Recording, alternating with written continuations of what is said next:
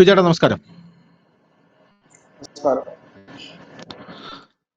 പാകിസ്ഥാൻ വീണ്ടും വലിയ കുഴപ്പത്തിലേക്ക് പോവുകയാണ് എന്നാണ് നമുക്ക് മനസ്സിലാവുന്നത്. അപ്പൊ കഴിഞ്ഞ ദിവസം ഒരു വാർത്ത പുറത്തു വന്നിരുന്നു. ഈ വാർത്തയൊന്നും ആരും റിപ്പോർട്ട് ചെയ്യാനായിട്ട് തയ്യാറാകുന്നില്ല കേരളത്തിൽ, പ്രത്യേകിച്ച് നമ്മുടെ മാധ്യമങ്ങൾ എന്നുള്ളതാണ്. ഇതൊക്കെ നമ്മൾ മാത്രം കൊടുക്കുന്ന വാർത്തകളാണ്. ഈ വാർത്തകൾ നമ്മൾ നമ്മുടെ കൃത്യമായിട്ടുള്ള സോഴ്സിൽ നിന്ന് ഇത് കൊടുക്കുന്നു. പക്ഷേ ഏഷ്യാനെറ്റും മനോരമയും മാതൃഭൂമിയും റിപ്പോർട്ട് ചെയ്യാത്തത് കൊണ്ട് ചില ആൾക്കാർ നമ്മുടെ വീഡിയോയ്ക്ക് താഴെ വന്ന് കമന്റ് ചെയ്യുന്നുണ്ട്, ഈ വാർത്ത നിങ്ങൾക്ക് എവിടെ നിന്ന് കിട്ടി? അങ്ങനെയാണെങ്കിൽ നിങ്ങൾ ഏഷ്യാനെറ്റും മനോരമയും മാതൃഭൂമിയും തരുന്ന എച്ചിൽ കഷ്ണങ്ങൾ ഭക്ഷിച്ച് ജീവിച്ചോളൂ എന്ന് മാത്രമേ എനിക്ക് പറയാനുള്ളൂ. രണ്ടാമത്തെ കാര്യം, ഈ കമന്റ് ബോക്സിൽ വരുന്ന ഒരു പ്രധാനപ്പെട്ട അവരുടെ ഒരു പരാതി എന്ന് പറയുന്നത്, മൈക്ക് കിട്ടിയാൽ ഞാൻ തള്ളക്ക് വിളി കേൾക്കാതെ വിടില്ല എന്നുള്ളതാണ്. ഞാനിങ്ങനെ സംസാരിച്ചുകൊണ്ടേയിരിക്കും, ബിജു ചേട്ടനെ സംസാരിക്കാൻ അനുവദിക്കുന്നില്ല എന്നുള്ളതാണ് അവരുടെ ഒരു പരാതി. ആക്ച്വലി ഇത് ഒരു ഡിസ്കഷനാണ്, അല്ലാതെ ഒരു ചർച്ചയല്ല. ഞാൻ ചോദ്യം ചോദിച്ച് ബിജു ചേട്ടൻ മറുപടി പറയുന്ന ഒരു സംഭവമല്ല നമ്മൾ ചെയ്യുന്നത്. നമ്മൾ രണ്ടുപേരുടെയും തോട്ട്സ് അങ്ങോട്ടും ഇങ്ങോട്ടും ഷെയർ ചെയ്ത്, അതിൽ പുള്ളി വളരെ എക്സ്പീരിയൻസ്ഡ് ആയതുകൊണ്ട്, പുള്ളിയുടെ ഈ ഞാൻ സംസാരിക്കുന്ന സ്ഥലങ്ങളിലൊക്കെ പോയതുകൊണ്ട്, ഉത്തരേന്ത്യയിലൊക്കെ ഒരുപാട് വർഷം താമസിച്ച് അവിടെ പണിയെടുത്തതുകൊണ്ട് പുള്ളി അത് ആധികാരികമായിട്ട് പറയുന്നു. ഞാൻ അതിന്റെ വാർത്താവശം പറയുന്നു എന്ന് മാത്രമേ ഉള്ളൂ. എന്തായാലും പാകിസ്ഥാന്റെ ആ വിഷയത്തിലേക്ക് നമുക്ക് വരാം. പാകിസ്ഥാൻ ജാഫർ എക്സ്പ്രസ് റാഞ്ചിയ ശേഷം ബലൂചിസ്ഥാൻ ആർമിയെ നോട്ടമിട്ടിരിക്കുകയായിരുന്നു പാക് സൈന്യത്തെ മുൾമുനയിൽ നിർത്തിയ വാർത്തയൊക്കെ നമ്മൾ കണ്ടതാണ്. ഈ ജാഫർ എക്സ്പ്രസ് റാഞ്ചിയതിന്റെ പ്രതികാരമായിട്ട് കഴിഞ്ഞ ദിവസം പാകിസ്ഥാനിൽ ഒരു വമ്പൻ വെടിവയ്പ് നടന്നു. ആ വെടിവയ്പ് പാകിസ്ഥാനിലെ ബലൂചിസ്ഥാനിൽ സ്ത്രീകളും കുട്ടികളും ഉൾപ്പെടെ പങ്കെടുക്കുന്ന ഒരു ധർണയ്ക്ക് നേരെയായിരുന്നു പാക് പട്ടാളം അവിടെ വെടിവെച്ചത്. ഒരുപാട് പേര് അവിടെ മരിച്ചു വീണു. മരണസംഖ്യ ഉയർന്നുകൊണ്ടേയിരിക്കുകയാണ്. എത്ര പേര് മരിച്ചു എന്ന് ഇപ്പോൾ അവിടെയുള്ള മാധ്യമങ്ങൾ പോലും പുറത്തുവിടാത്ത ഒരു സാഹചര്യമാണ് നിലവിലുള്ളത് എന്നാണ് നമുക്ക് മനസ്സിലാക്കാനായി സാധിക്കുന്നത്. ഇപ്പോൾ അങ്ങനെ ഒരു സംഭവം അവിടെ ഉണ്ടായതിനു ശേഷം ക്വറ്റയില് പ്രതിഷേധക്കാർക്ക് നേരെ വെടിയുതിർക്കുകയും ആ ആക്രമികൾ നൂറുകണക്കിന് ആളുകൾ നൂറുകണക്കിന് ആൾക്കാർക്ക് നേരെയാണ് വെടി ഉതിർത്തത്. ഇതോടുകൂടി 10,000-കണക്കിന് ആൾക്കാർ, സ്ത്രീകളും കുട്ടികളും അടക്കം തെരുവിലേക്ക് ഇറങ്ങുന്ന ഒരു കാഴ്ച നമുക്ക് കാണാൻ സാധിച്ചു. അവിടെ വെടിയുതിർത്ത് മരണപ്പെട്ട ഒരു ആളുടെ മൃതദേഹം സംസ്കരിക്കുന്നതിനിടയിൽ ഒരുപാട് ആൾക്കാർ തടിച്ചുകൂടുകയുണ്ടായി. അവർ പാക് സൈന്യത്തിനെതിരെ വലിയ രീതിയിലുള്ള പ്രതിഷേധ സ്വരമുയർത്തി. ബലൂചിസ്ഥാൻ ലിബറേഷൻ ആർമിയെ ഒന്ന് തൊടാൻ പോലും സാധിക്കാത്തത് കൊണ്ടാണ് അവിടെ ബലൂചിസ്ഥാനിൽ താമസിക്കുന്ന ധർണയിൽ പങ്കെടുക്കുന്ന സാധാരണക്കാർ, അതായത് വളരെ സമാധാനപൂർണമായി ധർണയിൽ പങ്കെടുക്കുന്ന സാധാരണരെ പാക് പട്ടാളം വെടിയുതിർത്തത് എന്നുള്ളതാണ് നമുക്ക് മനസ്സിലാക്കാൻ സാധിക്കുന്നത്. അപ്പോ എന്റെ രണ്ട് ചോദ്യങ്ങൾ. ഒന്നാമത്തെ ചോദ്യം, ഈ BLA ഇതിനെങ്ങനെ പ്രതികരിക്കും? ബലൂചിസ്ഥാൻ ലിബറേഷൻ ആർമി ഒരിക്കലും വെറുതെ ഇരിക്കില്ല എന്നറിയാം. അതുകൊണ്ട് അതിന്റെ ഒരു ഭയത്തിലാണ് നിലവിൽ പാകിസ്ഥാൻ ഭരണകൂടം എന്ന് പറയുന്നത്. എല്ലാ മാധ്യമങ്ങളും, പാകിസ്ഥാനിലെ മാധ്യമങ്ങളും നമ്മൾ പരിശോധിച്ചാൽ, നമ്മൾ തദ്ദേശീയ മാധ്യമങ്ങൾ, അതായത് നമ്മുടെ നോർത്ത് ഇന്ത്യയിലെ തന്നെ തദ്ദേശീയ മാധ്യമങ്ങളും പരിശോധിച്ചു കഴിഞ്ഞാൽ നമുക്ക് മനസ്സിലാവുന്നത് പാകിസ്ഥാൻ വലിയ കുഴപ്പത്തിലേക്ക് നീങ്ങുകയാണ്. അപ്പൊ ഇതിന്റെ ഒരു പ്രതികാരം എങ്ങനെയായിരിക്കും വരുന്നത് എന്ന് പറയാനായി സാധിക്കില്ല. അതുകൊണ്ട് ഷഹബാസ് ഷരീഫ് അടക്കം അയാളുടെ സുരക്ഷ വർദ്ധിപ്പിക്കാൻ ഒരുങ്ങുന്നു എന്ന റിപ്പോർട്ടുകൾ പുറത്തു വരുന്നുണ്ട്. ഒന്ന്. ഇനി രണ്ടാമത്തെ കാര്യം എന്ന് പറയുന്നത്, ഈ BLAയുടെ ആക്രമണം, BLAക്ക് നേരെ, അവിടെ ബലൂചിസ്ഥാൻ ലിബറേഷൻ ആർമിക്ക് പകരം ഇവർക്ക് നേരെ ആക്രമണം നടത്തി സ്ത്രീകൾ മരിച്ചു, കുട്ടികൾ മരിച്ചു. ഈ ഫലസ്തീനിൽ സ്ത്രീകളും കുട്ടികളും മരിക്കുമ്പോൾ മാത്രം ഒരു പ്രത്യേക തരം നിലവിളി ഇവിടെ നിന്ന് ഉയരാറുണ്ട്. എന്തുകൊണ്ട് പാകിസ്ഥാനിൽ മരിക്കുന്ന ഈ സ്ത്രീകൾക്കും ഒരു വിലയില്ലാതെ പോകുന്നത്? എന്തുകൊണ്ടാണ് അവരുടെ കാര്യം ഇവിടെ ആരും ചർച്ച ചെയ്യാത്തത്? ഉയ്ഗുർ മുസ്ലിങ്ങളുടെ കാര്യം ചർച്ച ചെയ്യാത്തതാണ്. സിറിയയിൽ മരിക്കുന്ന മുസ്ലിങ്ങളുടെ കാര്യം ചർച്ച ചെയ്യാത്തതാണ്. അവിടെ 10 മടങ്ങ് കുട്ടികൾ ഇവിടത്തെക്കാട്ടിലും മരിക്കുന്നുണ്ടല്ലോ. യമനിൽ മരിക്കുന്ന കുട്ടികളുടെ കാര്യം ചർച്ച ചെയ്യാത്തതാണ്. നമ്മുടെ തൊട്ടടുത്ത് കിടക്കുന്ന സംസ്ഥാനമായിട്ടുള്ള പാകിസ്ഥാനിലെ ഇന്നലെയും മെനങ്ങാന്നുമായി നടന്ന ഈ വലിയ വെടിവെപ്പിൽ മരിച്ച സ്ത്രീകളുടെയും കുട്ടികളുടെയും ചിത്രം എന്താണ് ഇവരിവിടെ പ്രദർശിപ്പിക്കാത്തത്? എന്തുകൊണ്ടാണ് അവർക്കൊരു ഐക്യദാർഢ്യം പ്രഖ്യാപിക്കാത്തത്? അങ്ങനെ രണ്ട് ചോദ്യങ്ങൾ. എന്താണ് അഭിപ്രായം? ഇത് വളരെ കാലമായിട്ട്, എനിക്ക് തോന്നുന്നു ഒരു കഴിഞ്ഞ 3 മാസമായിട്ട് പാകിസ്ഥാനിൽ ആഭ്യന്തര യുദ്ധമാണ് എന്ന് റിപ്പോർട്ട് ചെയ്യുന്ന ഒരു മാധ്യമ സ്ഥാപനമാണ് ന്യൂസ് ഇന്ത്യ മലയാളം. ശരിക്കും അവിടെ നടക്കുന്ന ആഭ്യന്തര യുദ്ധം തന്നെയാണ് നടക്കുന്നത്. ഒരു സിവിൽ വാർ ആണ് അവിടെ നടക്കുന്നത്. ചില ഇന്റർനാഷണൽ മാധ്യമങ്ങൾ സിവിൽ വാർ എന്ന് പറഞ്ഞ് തന്നെയാണ് അത് കൊടുക്കുന്നത്. ഇവിടെ ഈ പലപ്പോഴും ജനങ്ങളാണ് അറ്റാക്ക് ചെയ്യപ്പെടുന്നത്. കാരണം ഈ ബലൂചിസ്ഥാനിലൊക്കെ നമ്മൾ മുമ്പ് ഈ കുറഞ്ഞ നാളുകളെ ആയിട്ടുള്ളൂ അവിടെ വാഹനം തടഞ്ഞു നിർത്തി ആളുകളെ വെടിവെച്ച് കൊല്ലുന്ന ഒരു രീതിയിലേക്ക് മാറിയിട്ടുണ്ടായിരുന്നു. അതിനുശേഷം ഈ ബലൂചിസ്ഥാൻ ലിബറേഷൻ ആർമി ഈ സൈന്യത്തിനെ മാത്രം ലക്ഷ്യം വെച്ചുകൊണ്ട് നീങ്ങാൻ തുടങ്ങി. ജനങ്ങൾക്ക് നേരെ ഉണ്ടായില്ല. നമുക്കറിയാം, ഏതൊരു രാജ്യത്തും സൈന്യം ജനങ്ങൾക്ക് നേരെ വെടി ഉതിർത്താൽ, അബദ്ധത്തിലെങ്കിലും ഒരു വെടി പൊട്ടി കഴിഞ്ഞാൽ അതിന്റെ ആംഗിൾ മാറിപ്പോകും. നമുക്കറിയാം, പല രാജ്യങ്ങളിലും ഈ ഭീകരവാദികൾ അവിടെ കവചമായിട്ട് ഉപയോഗിക്കുന്നത് ജനങ്ങളെയാണ്. ഈ വാനിയൊക്കെ കൊല്ലപ്പെട്ടപ്പോൾ നമ്മുടെ കാശ്മീരിൽ വാനിയുടെ ശവസംസ്കാര ചടങ്ങുമായി ബന്ധപ്പെട്ട് ജനം കൂടിയതൊക്കെ നമുക്ക് ഓർമ്മയുണ്ട്. അതായത് സിവിലിയന്മാർക്ക്, പക്ഷെ വാനി ഒരു ഭീകരനായിരുന്നു, അത് വേറെ കാര്യം. പക്ഷെ ആ നാട്ടുകാരനായിരുന്നു എന്നുള്ളത് കൊണ്ട് ആ നാട്ടുകാർ കൂടി എന്നുള്ളതാണ്. അത് രണ്ടാണ്, രണ്ട് ആംഗിൾ നോക്കണം. ഇതിനു മുമ്പ്, കുറച്ചുകളൊക്കെ മുമ്പ്, ഏതാണ്ട് ഒരു വർഷത്തിന് മുമ്പ് നമ്മുടെ ഈ പാക് അധിനിവേശ കാശ്മീരിൽ ഇതിനൊക്കെ അവിടുത്തെ ജനങ്ങൾ തെരുവിലിറങ്ങിയായിരുന്നു. വർദ്ധിച്ച കറണ്ട് ചാർജിനെതിരെയും കുടിവെള്ള ക്ഷാമത്തിനെതിരെയും പിന്നെ അവരുടെ വലിയ ടാക്സിനെതിരെ ഇറങ്ങി വലിയ പ്രതിഷേധം നടന്നപ്പോൾ അവിടെ ഒരു വെടിവെയ്പ്പ് നടന്നു. ഒരു പെൺകുട്ടി അടക്കം 12 പേർ അങ്ങനെ രാജ്യം മുഴുവൻ ആ ഭരണകൂടത്തിനും സൈന്യത്തിനും എതിരായി. ഇവിടെ ബലൂചിസ്ഥാനിലും ഇത് ഇപ്പോൾ സ്ത്രീകൾക്ക് നേരെ ഒരു വലിയ കൊലപാതകമായി വന്നു. എന്തുകൊണ്ടോ അത് മാധ്യമങ്ങൾ വലിയ വാർത്തയായി കൊടുക്കുന്നില്ല എന്നുള്ളത് ഒരു വശം അതിന്റെ. മറുവശം എന്ന് പറഞ്ഞാൽ അത് ശരിക്കും പറഞ്ഞാൽ ഒരു സിവിൽ വാർ അതിന്റെ ഒരു ക്ലൈമാക്സിലേക്ക് എത്തിയിരിക്കുന്നു എന്ന് പറയേണ്ടി വരും. കാരണം സൈന്യത്തെയൊക്കെ സംബന്ധിച്ച് അവർ ഒരിക്കലും ഈ സിവിലിയന്മാർക്ക് ഏത് രാജ്യത്തിൻ്റെതായാലും സിവിലിയന്മാർക്ക് നേരെ സാധാരണഗതിയിൽ ഈ ഇതുപോലെ വെടിയുതിർക്കാറില്ല സാധാരണഗതിയിൽ. നമുക്കറിയാം നമ്മുടെ കാശ്മീരിലൊക്കെ പോലും മുൻകാലങ്ങളിൽ പ്രതിഷേധം ഉണ്ടാക്കുന്ന അനവധി വീഡിയോകൾ നമ്മുടെ യൂട്യൂബിൽ ഉള്ളതാണ്. പക്ഷെ ആ പ്രതിഷേധക്കാർക്കെതിരെ നമ്മൾ വെടി ഉതിർത്തിരുന്നില്ല. പകരം നമ്മൾ അവരെ ലാത്തിച്ചാർജും കണ്ണീർവാതകവും റബ്ബർ ബുള്ളറ്റുകളും ഉപയോഗിച്ച് തുരത്തുകയാണ് ചെയ്യുന്നത്. സിവിലിയന്മാർക്കെതിരെ സൈന്യം ഒരിക്കലും അങ്ങനത്തെ കാര്യങ്ങൾ ചെയ്യാറില്ല. കാരണം അത് പ്രതിഷേധത്തിന്റെ ഭാഗമായിട്ട് നമ്മൾ ആ രീതിയിലാണ് നേരിടുന്നത്. കാരണം ലോ ആൻഡ് ഓർഡറിന്റെ ഇത് പോലീസിനാണ്. പിന്നെ പാകിസ്ഥാനെ സംബന്ധിച്ച് പോലീസും പട്ടാളം എല്ലാം ഒന്നു തന്നെ ആയതുകൊണ്ട് അവിടെ നമ്മൾ അതിനെ പ്രത്യേകം എടുത്തു പറയുന്നില്ല. പക്ഷെ എങ്കിൽ പോലും ഇവിടുത്തെ ഒരു കാര്യം എന്ന് പറഞ്ഞാൽ സ്ത്രീകൾക്കും കുട്ടികൾക്കും നേരെയാണ് വെടിവെപ്പുണ്ടായി വലിയ കാഷ്വാലിറ്റി ഉണ്ടായിരിക്കുന്നു എന്ന് പറയുമ്പോൾ അത് ഒരു വലിയ രീതിയിൽ തന്നെ പ്രതിഷേധം കത്തും എന്നുള്ള കാര്യത്തിൽ യാതൊരു സംശയവുമില്ല. ഒരു പക്ഷേ ഈ ട്രെയിൻ റാഞ്ചിയന്റെ ജാഫർ എക്സ്പ്രസ് റാഞ്ചിയന്റെയും അവരുടെ പട്ടാളക്കാർ കൊല്ലപ്പെട്ടതിന്റെ പ്രതിഷേധമായിട്ടായിരിക്കാം ഇങ്ങനെ ഒരു തിരിച്ചടി എന്ന് നമുക്ക് പറയാൻ കഴിയില്ല. കാരണം ഈ ജനങ്ങളുടെ പ്രതിഷേധം അവിടെ തുടങ്ങിയിട്ട് നാളുകളേറെ. അതായത് അവിടെ ഏതാണ്ട് ഒരു 18ഓളം ഗോത്രങ്ങളാണ് ഈ ബലൂചിസ്ഥാൻ മേഖലയുള്ളത്. അവര് അവിടെ അവരുടെ ചെക്ക് പോസ്റ്റുകളും മറ്റും സ്ഥാപിച്ചുകൊണ്ട് പാക് സൈന്യത്തിന് കടന്നു കയറാൻ പറ്റാത്ത രീതിയിലൊക്കെ അവർ ഒരുപാട് നാളുകളായി ആ രീതിയിലേക്ക് മാറ്റിയിട്ടുള്ളത്.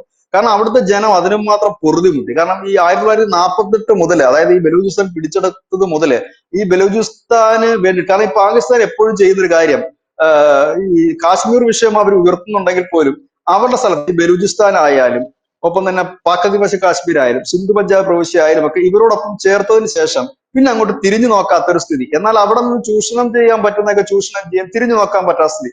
പാക് അധിനിവേശ കാശ്മീരിലേക്ക് വരുമ്പോൾ അനവധി ചെറുകിട ജലസേചന പദ്ധതികളുണ്ട്.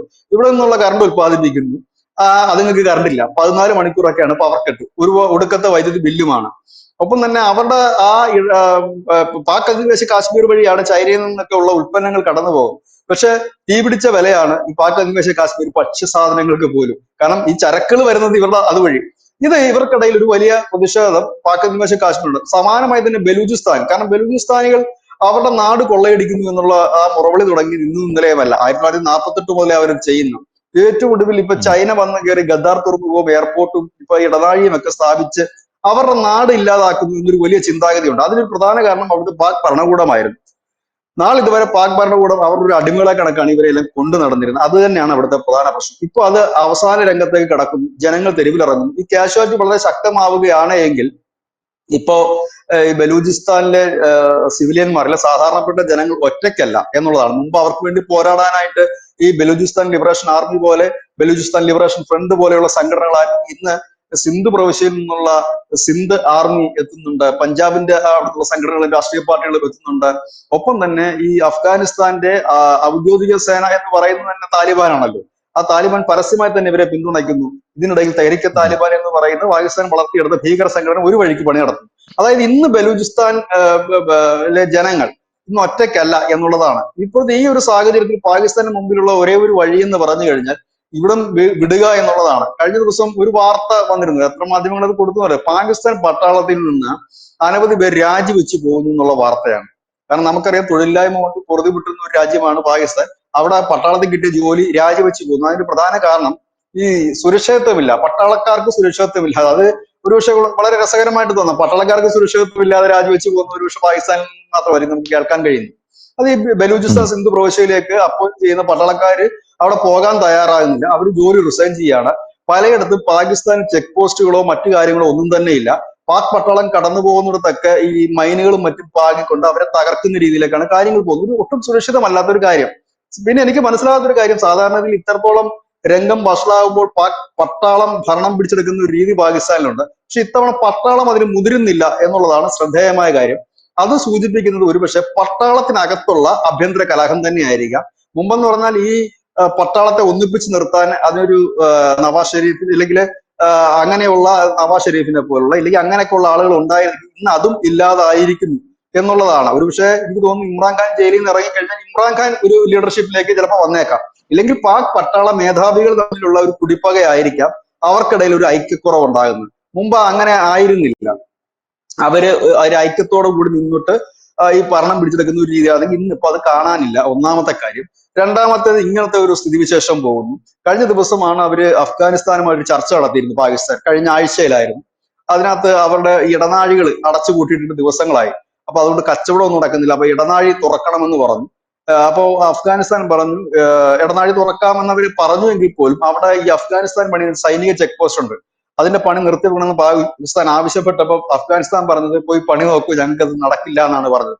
അപ്പോൾ അത് വീണ്ടും ആ ബന്ധം വഷളാണ്. അതായത് കച്ചവടം ചെയ്യാൻ വഴിയില്ലാതായിരിക്കുന്നു എന്നുള്ളതാണ്. 2019 നമ്മളുമായിട്ടുള്ള കച്ചവടം നമ്മളല്ല, അവര് തന്നെ നിർത്തിവെച്ചതാണ് പാകിസ്ഥാൻ.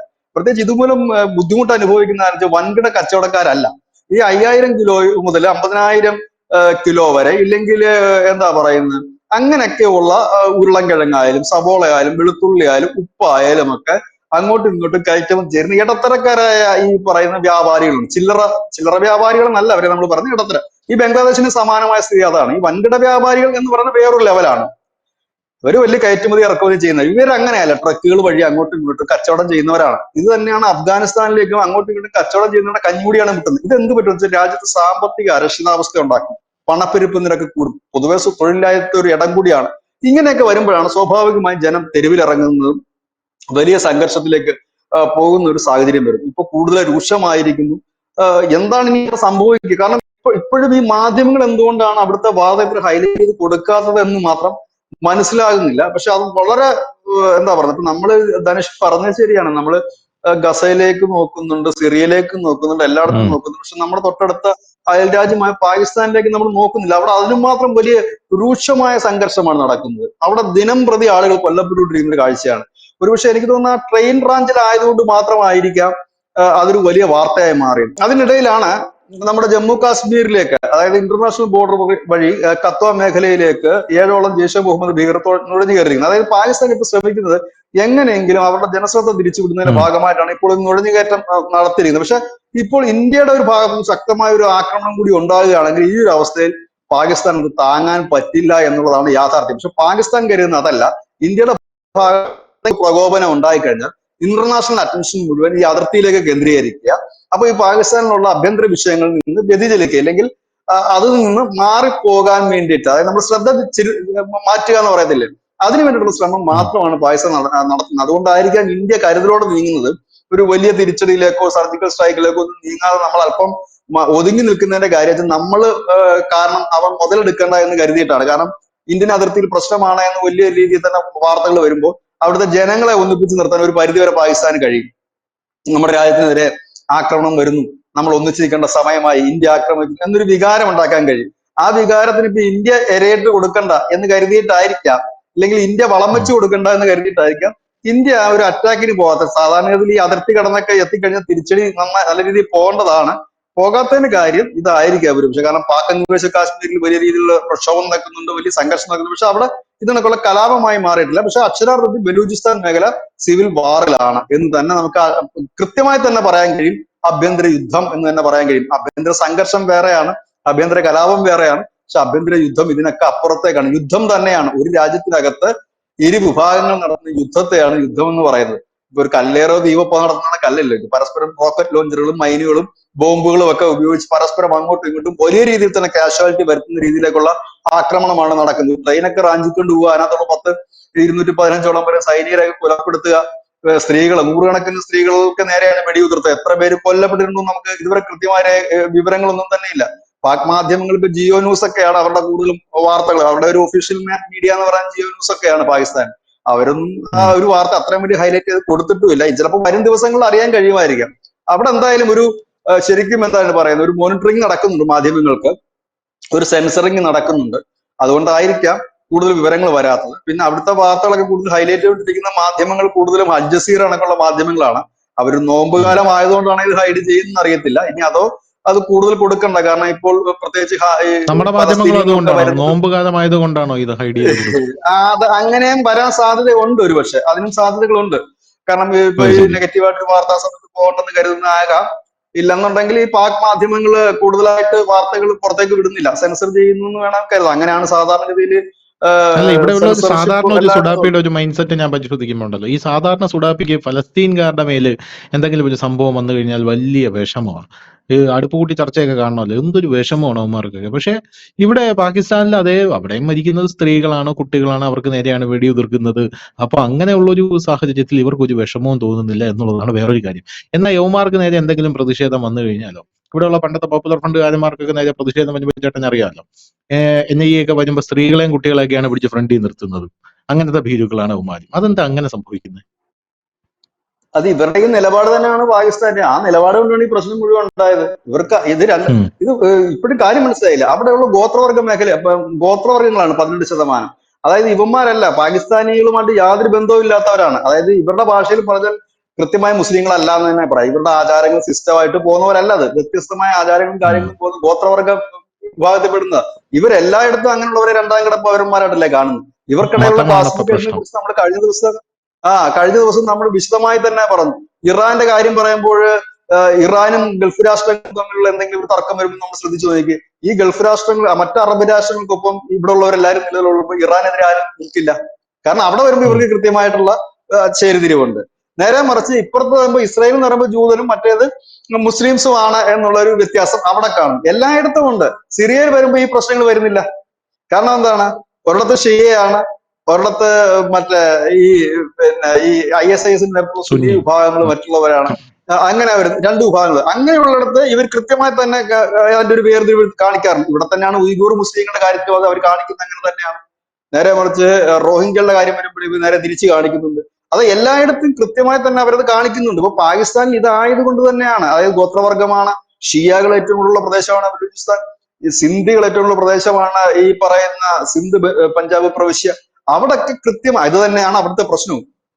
അതായത് ഒരു രാജ്യത്തെ ജനങ്ങളെ മുഴുവൻ ഒരേ രീതിയിൽ പാകിസ്ഥാന് കാണാൻ കഴിയുന്നില്ല. അപ്പൊ പാകിസ്ഥാനെ ദൈവമായി കാണുന്ന നമ്മുടെ നാട്ടിലെ മീഡിയയും കാര്യങ്ങളും പിന്നെ എങ്ങനെ കാണും? ആ രാജ്യത്തിന് അത് കാണാൻ പറ്റുന്നില്ല. ആ രാജ്യത്തിന് നമ്മുടെ ഇന്ത്യയിൽ എന്ന് പറഞ്ഞാൽ എല്ലാ ജനങ്ങളെയും ഒരുപോലെ കാണുന്ന ഒരു ഭരണകൂടമാണ് ഉള്ളത്. അത് BJP ആയാലും കോൺഗ്രസ് ആയാലും എല്ലായിടത്തും അങ്ങനെ തന്നെയാണ്. അല്ല നമ്മളിവിടെ സെപ്പറേറ്റ് ആയിട്ട് ആരെങ്കിലും കണ്ടു കഴിഞ്ഞുള്ള അവസ്ഥ എന്തായിരിക്കും? ഇത് പണ്ട് തൊട്ടേ അങ്ങനെയാണ്. ബലൂചിസ്ഥാനിലുള്ളവരെ അവര് ആ രീതിയിൽ അംഗീകരിക്കുന്നില്ല. സിസ്റ്റം തന്നെ വേറെയാണ്. ഇങ്ങനെയാണ് കാര്യങ്ങൾ മുമ്പോട്ട് പോകുന്നത്. അപ്പം ഇതിനുള്ളിലുള്ള സിസ്റ്റങ്ങൾ കൃത്യമാണ്. അവർ പറയുന്നത് ജാതി ഇല്ല, മതമില്ല എന്നൊക്കെ പറയുന്നത് ശരിയാണ്. പക്ഷെ അതിനുള്ള വിഭാഗങ്ങൾ കൃത്യമായി തന്നെ ഇന്ത്യയിലെ വിഭാഗങ്ങളെ കുറിച്ച് നമ്മൾ കഴിഞ്ഞ ദിവസം പറഞ്ഞതേ ഉള്ളൂ. അതിനേക്കാൾ രൂക്ഷമാണ് മറ്റു വിഭാഗങ്ങൾ. ഞാൻ അതാ പറഞ്ഞത്, ഇറാന്റെ ഉദാഹരണം എടുത്താൽ മതി. ഇറാനും ഇസ്രായേലും തമ്മിൽ അടിക്കുകയാണെങ്കിലും, ഇറാനും അമേരിക്കയും തമ്മിൽ അടിക്കുകയാണെങ്കിൽ എല്ലാവരും ഇറാന്റെ കൂടെ നിൽക്കും. നേരെ മറിച്ച് ഇറാനും കുവൈറ്റും തമ്മിലോ, ഇറാനും ഇറാഖും തമ്മിലോ, ഇല്ല ഇറാനും സൗദിയും തമ്മിലുള്ള ഒരു അറ്റാക്ക് നടക്കട്ടെ, എല്ലാവരും സൗദിയുടെ കൂടെ നിൽക്കും, ഇല്ല കുവൈറ്റിന്റെ കൂടെ നിൽക്കും, ഇറാനെ ഒറ്റപ്പെടുത്തി കളയും.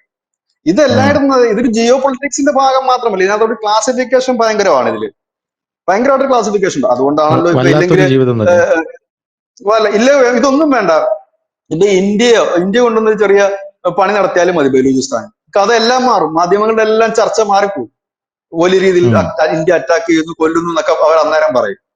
അപ്പൊ ഇതിപ്പോ ചുരുക്കം അതായത് ഇന്ത്യ കൊണ്ട് എന്തെങ്കിലും ഇപ്പൊ ചെയ്തു കഴിഞ്ഞാൽ ഉടനെ വലിയ ഇരവാദം ഉയർത്തും. എന്നാൽ അവിടെ സ്വയമായിട്ട് അടിച്ചു ചേർത്ത് കഴിഞ്ഞാൽ ഒരു പ്രശ്നവുമില്ല, നിങ്ങളല്ലേ അടിച്ചു ചേർന്ന്, ഞങ്ങൾക്ക് ഒരു കുഴപ്പമില്ല എന്ന് പറയുന്ന ഞങ്ങളുടെ ആൾക്കാർ ഞങ്ങളെ തല്ലിയ നിങ്ങൾക്ക് എന്താ? പണ്ട് സഖാക്കൾ ചോദിച്ചിട്ടുണ്ടല്ലോ, സഖാക്കളുടെ നാനാരുടെ കാലത്ത് മറ്റോ ആണെന്ന് തോന്നുന്നു, പോലീസുകാർ സഖാക്കളെ തല്ലിയപ്പോൾ ചോദിച്ചു, ഞങ്ങളുടെ പോലീസ് ഞങ്ങളെ തല്ലിയ നിങ്ങൾക്ക് എന്താ നാട്ടുകാരെന്ന്? അത് ഞങ്ങളുടെ പോലീസ് ഞങ്ങൾ ഭരിക്കുകയല്ലേ, ഞങ്ങളുടെ പോലീസ് ഞങ്ങളെ തല്ലുക, നിങ്ങൾക്ക് എന്താ ഇത്ര വേളം വെക്കാനായിട്ട്? പത്രക്കാരൊക്കെ പറഞ്ഞ് CPM-മാരെ മർദ്ദിച്ചതിന്റെ സംഭവം പറഞ്ഞു. അപ്പൊ എന്ന് പറഞ്ഞൊക്കെ ഉള്ളു കാര്യങ്ങള് എന്ന്. അത് അവരുടേതായ വിഷയം വന്നപ്പോ ഞങ്ങളുടെ അതല്ലേ, അത് കുഴപ്പമില്ല എന്നുള്ള നിലപാടാണ്. അതെ, എന്തായാലും ആ ഒരു നിലപാട് ഒരു വിചിത്രമായിട്ടുള്ള ഒരു നിലപാടാണ്. അതായത് രണ്ട് സ്ഥലത്ത് കൊല്ലപ്പെടുന്നത് സ്ത്രീകളും കുട്ടികളും തന്നെയാണ്. എന്നാൽ ഒരു സ്ഥലത്ത് ഞങ്ങളെ ആൾക്കാർ കൊല്ലുന്നു, മറ്റൊരു സ്ഥലത്ത് ഞങ്ങളെ കൊല്ലുന്നു എന്നുള്ള ആ ഒരു നിലപാടുണ്ട്. അത് ശരിയല്ല. അത് ശരിയല്ല. അത് നിങ്ങൾ പരിഹരിക്കണം. ഒന്നെങ്കിൽ രണ്ട് സ്ഥലത്തും കൊല്ലുമ്പോൾ നിങ്ങൾ മാനമര്യാദയ്ക്ക് അതിനെ അപലപിക്കുക. ഇല്ലെങ്കിൽ രണ്ട് സ്ഥലത്തും കൊല്ലുമ്പോൾ ഇതൊന്നും നമ്മളെ ബാധിക്കുന്ന വിഷയമല്ല. സത്യം പരമാർത്ഥം അതാണ്. ഇതൊന്നും എന്നെയും ബാധിക്കുന്ന വിഷയമല്ല, ബിജുചേട്ടനെയും ബാധിക്കുന്ന വിഷയമല്ല, നമ്മൾ ഇന്ത്യക്കാരെ ഒന്നും തന്നെ ബാധിക്കുന്ന വിഷയമല്ല. നമുക്കിത് ചർച്ച ചെയ്യേണ്ട ആവശ്യമില്ല. നിങ്ങൾ ഇവിടെ കിടന്ന് കൊല്ലുന്നേ തല്ലുന്നേന്ന് വിളിക്കുന്നത് കൊണ്ടാണ് എന്താണ് ഈ സംഭവം എന്നറിയാൻ വേണ്ടി ചർച്ച ചെയ്യുന്നത്. അങ്ങനെ ചർച്ച ചെയ്യുമ്പോഴാണ് നമുക്ക് ഈ നിലപാടുകളൊക്കെ ഇഴകീറി പരിശോധിക്കേണ്ടി വരുന്നത്.